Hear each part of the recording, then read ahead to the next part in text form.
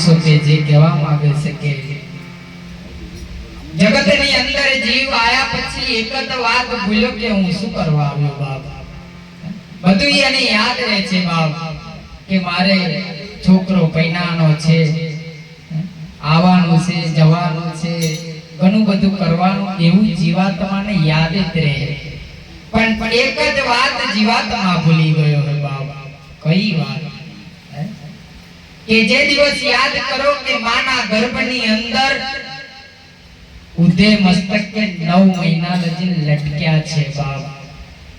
એક બાજુ પરમાત્મા આ દેહનું ઘડતર કરે છે અને એ ઘડતર કેવી રીતના ક્યારે કર્યું હશે અને એ ભગવાને કયા હાથે કર્યું હશે બાપ. જગતની અંદર જીવાત્મા આયા પછી ભગવાનને ભૂલી જાય છે બાપ. એક વાત યાદ કરો કે માના ગર્ભની અંદર બાજરીનો રોટલો કદીક મકાઈનો રોટલો માં ખાય ને તો એ જઠર અગ્નિની અંદર બરી જાય બાપ. અને બાપ એ બરી ગયા પછી હૃદય દ્વારા લોહીનું પંપિંગ થઈને આખા શરીરની અંદર લોહી બને ફરે. તો જે તે સમયની અંદર અન્ન માએ ખાધું હશે તો એ અન્નને પચાવવાની ક્રિયા પણ એક બાજુ ચાલુ અને એક બાજુ આ દેહનું ઘડતર પણ ચાલુ છે બાપ. પણ અત્યારના ઇતિહાસની અંદર એવો કોઈ દાખલો નથી કે બાપ કે ફલાણા ગામની અંદર બાળકનો જન્મ થયો ને એનું શરીર કેપાનું દાગી ગયું. મારા નાથે દયા કેટલી રાખી બાપ. એ ભગવાને ધ્યાન કેટલું રાખ્યું, એ ભગવાનને કેમ ભૂલાય બાપ. બહાર નીકળતા પહેલા બાપ નતા દાંત, ખાતો નતું આવડતું અને ભગવાને આપણના માટે બાપ દૂધની તૈયારી કરી દીધી બાપ. પણ જગતની અંદર જીવાત્મા આવ્યા પછી એક જ વાત એને બાપ ભૂલાઈ છે કે શું કરવા આવ્યો સંસારમાં, એનો કરી લે જીવ તું વિચાર. આ કાયા તારી પલમાં પડી જશે બાપ. આપણને આજે શરીર મળ્યું ને બાપ એ ભાડાનું મકાન છે. એ જોજો કોકને રાતે 12 વાગે પણ ખાલી કરાવી દે, કોક કદીક બહાર ગામ ગયો હોય તોય પણ ખાલી કરાવી દે, અરે કોક જાત્રાએ ગયો હોય ત્યાં પણ ખાલી કરાવી દે છે બાપ. એમાં કોઈનું ચાલતું નથી. કોણ જાણે કાયા ક્યારે પડી જશે બાપ. એટલે બાપ કોઈ સામર્થ સદગુરુનું ચરણ લઈ પરમાત્માનું ભજન અહોનિશ કરી લેવાનું બાપ. શ્વાસે શ્વાસે નામ બદ મિથ્યા શ્વાસ મત ખો, કોણ જાણે શ્વાસ કી આવું હો કે ન હો બાપ. એટલે મળ્યો મનુષ્યનો અવતાર એ તે કરીને ભજા નહીં ભગવાન બાપ. ભગવાનનો જવાબ માંગશે બાપ કે આ સાધન મેં તને આપ્યું તો મનુષ્યના સાધનનો તે ઉપયોગ શું કર્યો? તો ખાવું પીવું, બાલ બચ્ચો પેદા કરવો ને મોત આવે ને મરી જવું, એના માટે મનુષ્યનો દેહ આપ્યો છે એવું નથી બાપ. 83,999 યોની બન્યા પછી પરમાત્માને વિચાર આવ્યો. કેવો વિચાર? ચીડીને બનાવી, ચીડીએ બાપ ખાધું પીધું, બાલ બચ્ચો પેદા કર્યો અને મોત આવે એટલે ચીડી મરી જાય.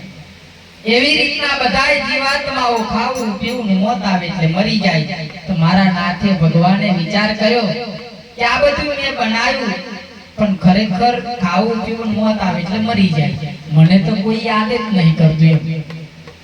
એટલે ભગવાને 83,999 યોની પછી એક મનુષ્યનો દેહનું ઘડતર કર્યું અને એ મનુષ્યના દેહનું ઘડતર કર્યા પછી એ પરમાત્માએ મનુષ્યના દેહની અંદર 2 મગજ મેલ્યો, નાનું મગજ ને મોટું મગજ. આમ કરીને કદીક મને યાદ કરે બાપ. એક મગજ એ ભૂલી જવાય, બીજું તો યાદ કરે. 2 મેલ્યા.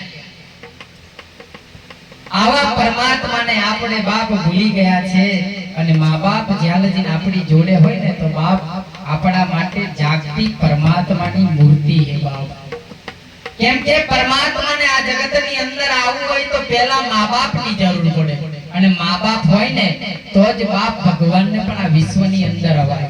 અને ઇતિહાસની અંદર પુરાવા જોવો કે રામચંદ્રને આવવું હતું ત્યારે એની માતાની જરૂર પડી. રામદેવજી ભગવાનને આવવું હતું તો માની જરૂર પડી બાપ.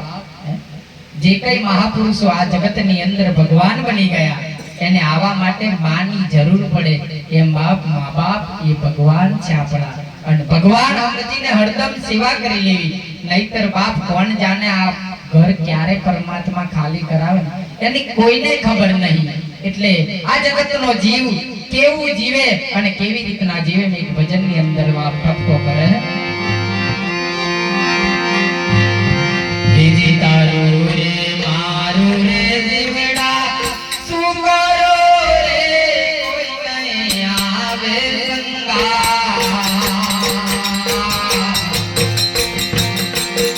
હે તારું રે મારું રે જીવડા રે શું કરો